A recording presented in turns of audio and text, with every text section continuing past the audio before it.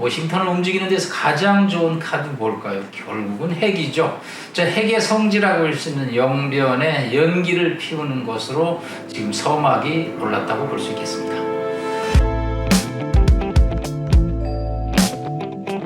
북한이 영변 원자로를 재가동한 것으로 보인다는 국제원자력기구의 보고서도 발표가 됐고, 북한 전문 매체 38노스에서도 이 가스 노출이 감지가 됐습니다. 북한이 핵 개발을 재개했다는 그런 징후가 뚜렷해지고 있는데요. 그런데도 불구하고 한국과 미국 양국 당국은 어떤 대화를 더욱더 모색하려는 분위기가 나타나고 있어 어떻게 되는 건지 좀 혼란을 주고 있습니다. 이번 화장한보 포커스는 영변 원자로 재가동과 관련된 의문점에 관해서 고려대 남성욱 교수님 모시고 말씀을 듣도록 하겠습니다. 네, 안녕하세요. 네, 안녕하십니까. 이미 핵무력 완성을 선언을 했었고, 풍계리 핵실험장 폭파도 했었던 북한이 다시 영변 원자로를 재가동했습니다. 이게 어떤 메시지를 주겠다는 건가요? 네, 바이든 정부하고 이제 본격적인 핵게임을 시작하겠다라는 메시지죠.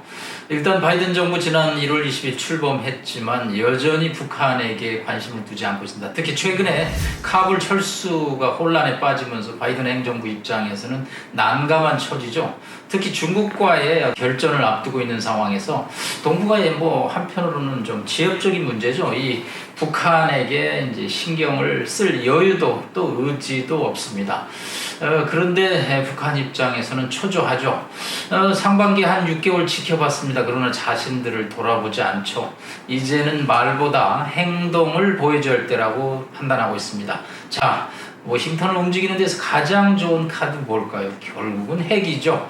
자, 핵의 성지라고 할 수 있는 영변에 연기를 피우는 것으로 지금 서막이 올랐다고 볼 수 있겠습니다. 예, 김정은이 2008년 문재인 대통령하고 판문점에서 만났을 때나 아니면 트럼프 대통령하고 싱가포르 회담을 했을 때 핵실험 그리고 대륙간 탄도미사일 이건 하지 않겠다 이렇게 약속을 했지 않습니까? 그런 걸로 보면 이번 영변 원자로 재가동 만약에 그대로 했다 하면 그런 약속을 어기는 것이고 또 유엔 안보리 결의안도 정면으로 위배를 하는 겁니다. 그렇죠? 네, 북한 지도자가 약속을 위반한 경우가 한두 건이 아니기 때문에 이번에 약속을 어겼다는 데서 저는 큰 의미를 두지는 않습니다. 결국은 핵이라는 게 이제 협상이냐 위협이냐 여러 가지 목적에 대한 해석이 있는데 결국은 자신들의 입장을 관찰하는 데서 핵만 한 게 없다는 거죠. 그렇기 때문에 때로는 합의했다가 때로는 또 위반했다가 그렇기 때문에 문재인 대통령과 세 차례 약속을 했지만 지금으로서는 그게 중요한 게 아니고 워싱턴과의 빅딜을 위해서는 워싱턴이 뭔가 신경을 쓸 만한 카드는 역시 핵밖에 없다.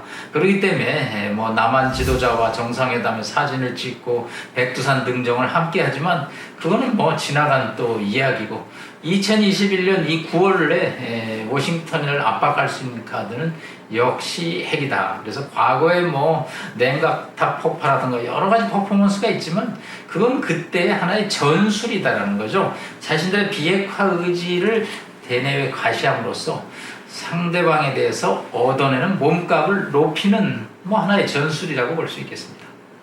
이게 북한 말씀하신 것처럼 북한이 약속을 안 지키고 이렇게 하는 거는 어제 오늘 일은 아닌데 이번에는 이런 영변 원자로 재가동이 나온 다음에 한미 당국의 반응이 좀 사실 좀 의아한 것들이 있고 저희가 오늘 또 교수님께 여쭤보려고 하는 건데 지난달 초부터 재가동한 거를 이렇게 실시간으로 다 보고 있었다 이렇게 얘기를 했는데 조금 있다가 남북통신선 재개통을 한다 이렇게 하니까 환영을 한다 하면서 이걸 계기로 대화의 어떤 모멘텀을 살려야 되겠다고 그렇게 얘기를 했거든요.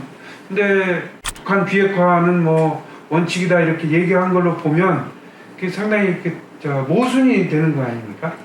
네, 이 모순의 원인이 누구인가? 저는 뭐 청와대라고 볼 수밖에 없습니다. 이 정보는 결국은 미국의 전략 자산과 위성 감시 등을 통해서 냉각수가 사용되고 있고 또 연기가 나고 이것이 이제 결국은 폐연료봉을 재처리해서 플루토늄 생산으로 이어지는 일련의 과정은 미국 첩보 자산의 결과죠. 자, 미국은 이걸 보고 있습니다. 올 상반기부터 1월 20일 이후에 북한이 어떻게 하고 있나.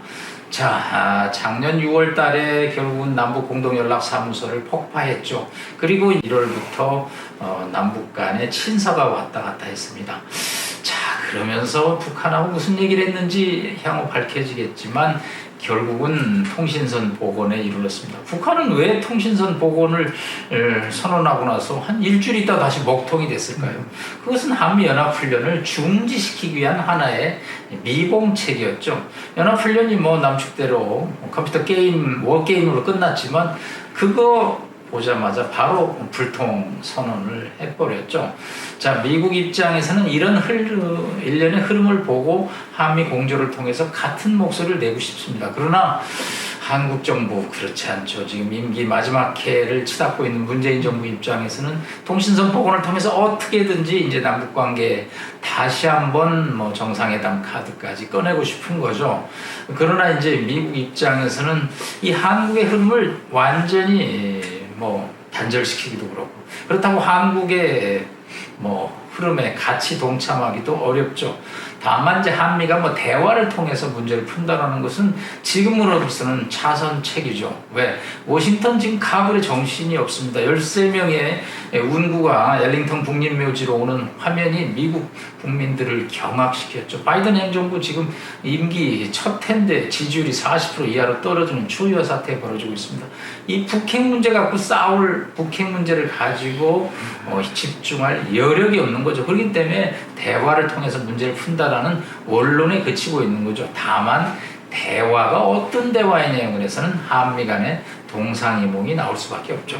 미국 그 바이든 행정부의 어떤 국내적인 요인을 말씀을 하셨는데 저희로 봐서는 영변이 재가동되는데 다시 대화를 한다. 이렇다면 결국은 북한의 핵 보유를 사실상 인정하는 바탕에서 이제 앞으로 굴러갈 것이 아닌가. 뭐 이거를 오바마 행정부 때 뭐 전략적 인내에 빗대면 전략적 핵 보유국 인내 뭐 이런 상황으로 가는 것은 아닌지 이런 게 이제 저희한테는 좀 더 큰 관심이 아닌가 싶습니다. 예, 핵 문제 4차 방정식이죠. 거기다가 뭐 여러 가지 전제 조건이 많아서 어떤 지도자, 어떤 석학도 명쾌하게 해답을 내릴 수는 없습니다. 자, 그러면 북핵 문제를 핵 보유국 인정이라는 뭐 그 앞에 스트래티직, 전략적이라는 단어를 붙이는 게 무슨 의미가 있는지 모르겠습니다. 기다리는 것을 그냥 뭐 굉장히 학술적인 형용사를 붙여서 뭐가 있는 것처럼 하지만 뭐 북한은 핵 개발한다. 그거 어떻게 할 것이냐. 사실은 핵에 대한 디터런스, 억제 전략이거든요. 1964년에 모택동이 핵실험 승인을 하고 성공했다라는 보고를 받고 무슨 얘기를 하냐면요. 미소에게 우리 중화인민공화국이 핵 보유국이라는 사실을 반드시 알려라. 그러나 그건 써먹을 수 없는 물건이다. 이런 얘기를 합니다. 자, 그런데 중국이 핵실험이 성공하자 국경을 맞대고 있는 인도가 발칵 뒤집혀집니다. 예, 재래식 무기로 아무리 대칭을 해보려도 안 되죠. 그래서 결국 인도도 74년에 핵실험을 통해서 핵무기를 보유합니다. 자, 인도가 핵실험에 성공하자 국경을 맞대고 있는 파키스탄 난리가 났습니다. 재래식 무기는 아무리 시뮬레이션을 해도 이길 수가 없죠.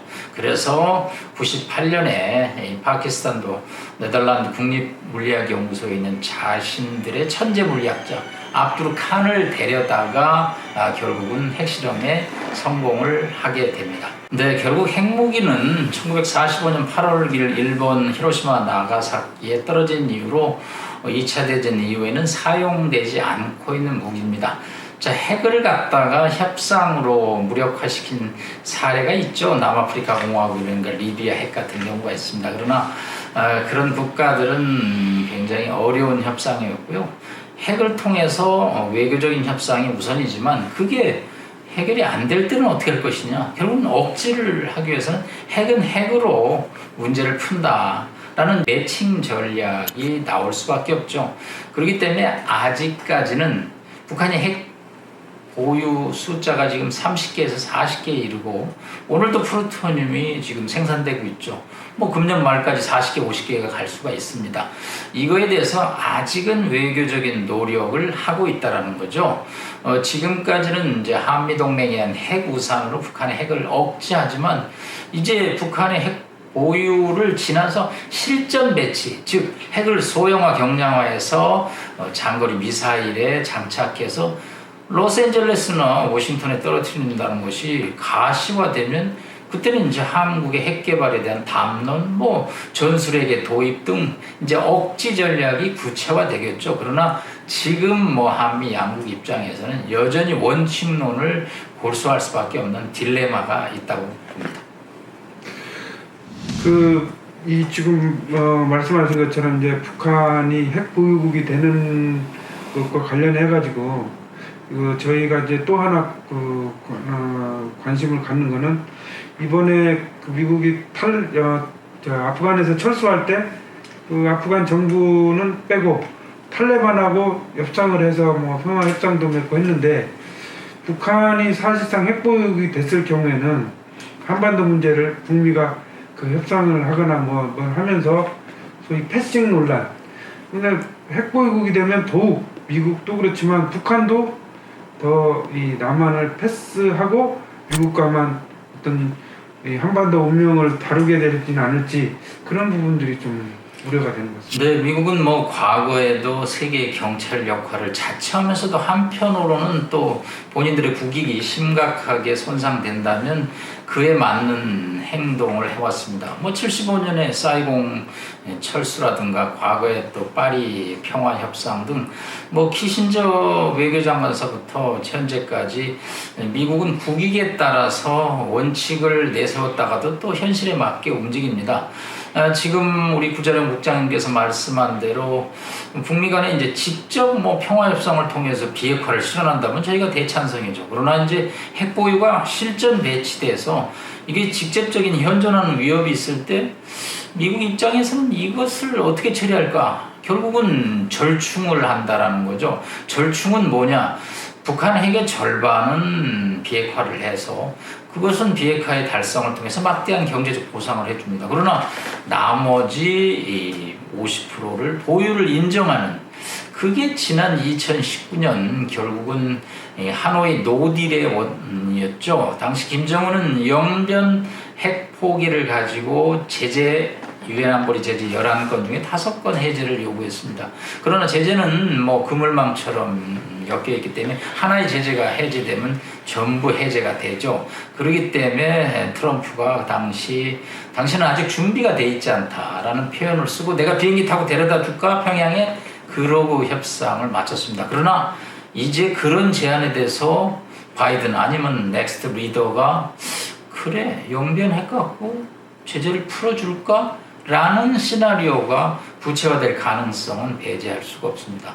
한국은 뭐 특히 문재인 대통령이 한반도 뭐 평화 프로세스 운전자론을 통해서 운전을 마치 해오는 것처럼 하지만 어느 날 갑자기 두 사람은 내려서 숲속에서 결국은 밀당을 하고 우리를 배제한 북한의 핵 보유국을 인정하면서 제재를 푸는 그런 섬뜩한 시나리오를 배제할 수가 없습니다. 물론 이런 일이 일어나지 말아야죠. 그렇기 때문에 이제 한국 외교가 중심을 잡아야 되죠. 하여튼 한미동맹의 철저한 국익 위주의 외교를 전개해야 된다. 그러기 위해서는 미국이 한국을 철저한 국익 파트너로 인정하게끔 움직여야 된다. 최근에 파이브 아이스라는 미국이 뭐 인도, 일본, 한국에 대해서 정보를 교환하는 그런 법안이 미국 의회에서 통과됐는데 이거에 대해서 환영의 박수를 치고 적극적인 참가 의사를 보여야죠. 저런 법안을 왜 미국 의회가 통과하는 거예요? 우리 가고 싶지 않은데 라고 한다면 이건 동상이몽의 동맹이 될 수밖에 없죠. 동맹은 최소한 바라보는 곳이 동일해야 됩니다. 그렇지 않다면 한미 간에 틈이 생기고 미국 입장에서는 서울을 믿지 못하는 상황에서 북한의 핵이 팽창하는 것, 특히 탈레반에게 만약에 핵 무기가 간다면 어떻게 되겠습니까? 그런 것은 최소한 막아야겠다. 지금 서울하고 한가하게 한미동맹하고 문제를 풀기는 어렵다. 평양하고 직접 딜에 들어간다라는 시나리오. 이거 꼭 일어나지 않는다는 보장 없습니다. 우리가 바짝 예의주시할 수밖에 없죠. 그 지난달부터 영변 원자로를 재가동하고 있는 걸 알고 있음에도 불구하고 또 어떤 남북 대화 재개를 하려고 했던 것으로 이제 나타나면서 좀 저희가 이제 궁금한 것 중에 하나가 이 문재인 정부가 내년 2월 그 베이징 동계올림픽 그때 뭐라든지 어떤 걸 계기로 임기를 마치기 전에 남북 정상회담을 한 번 더 성사시키기 위해서 뭐 이러저러한 걸 궁리를 하다 보니까 이런 좀 약간 모순적인 상황이 있는 게 아닌지, 그래서 진짜 어떤 그 계기로라도 남북 정상회담이 한 번 더 열릴지 이런 부분들이 좀 관심인 것 같습니다. 네, 문재인 대통령 우리 정부에 말려는 없다 뭐 이런 표현을 썼습니다. 무슨 의미인지 예의주시하지 않을 수 없죠.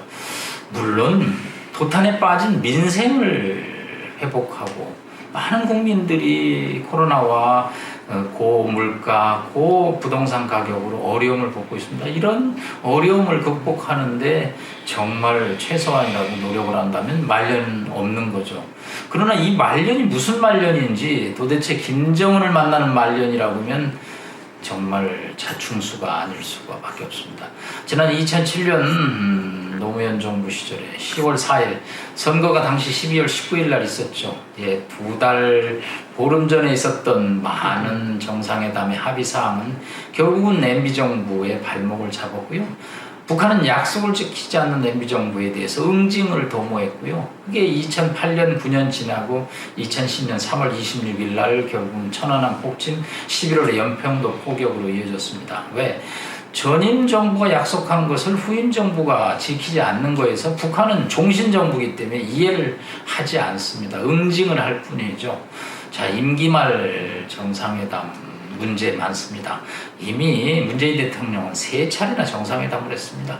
북한이 비핵화를 안 하고 북한이 약속을 안 지키는 데 대해서 정상회담을 한 번도 해본 들 무슨 성과가 있겠습니까?